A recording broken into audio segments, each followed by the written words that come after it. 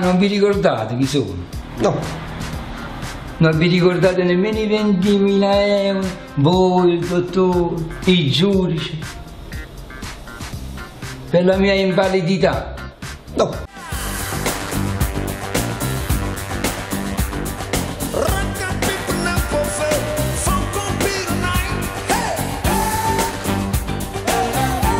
Tu chiami da Piazza Carlo Terzo e ti do delle nozioni storiche per quanto riguarda la tua bellissima piazza, nata intorno al XIX secolo e dove erge il Real Albergo dei Poveri, senz'altro tu lo conoscerai, ma costruito dall'architetto fiorentino Ferdinando Fuga. Vai! E lei è un artista. E vivo lì. Lascio bianca. Scusa, questo è peggiorato con la vista. Non si vede proprio. Hai ragione, hai ragione. Come si fa?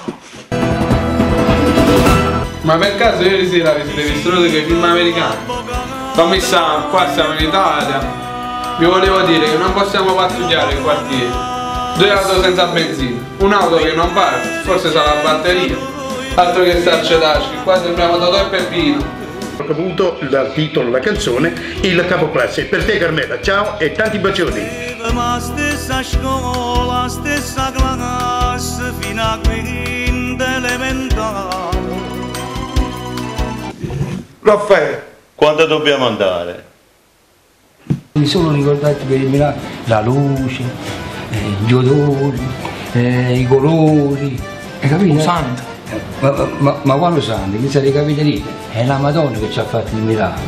E Cristiano, non incasiniamo la cosa, che quasi andiamo in galera. Che veramente ci vuole un miracolo dopo per uscire, e come te lo sto dicendo.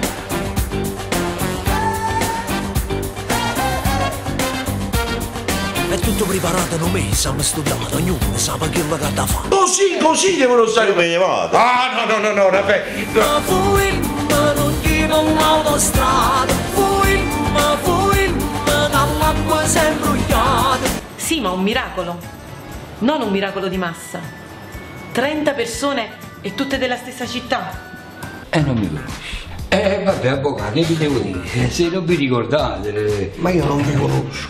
Non vi conosci? Oh, scusate. Vabbè, dove siete, avvocato? Dove siete?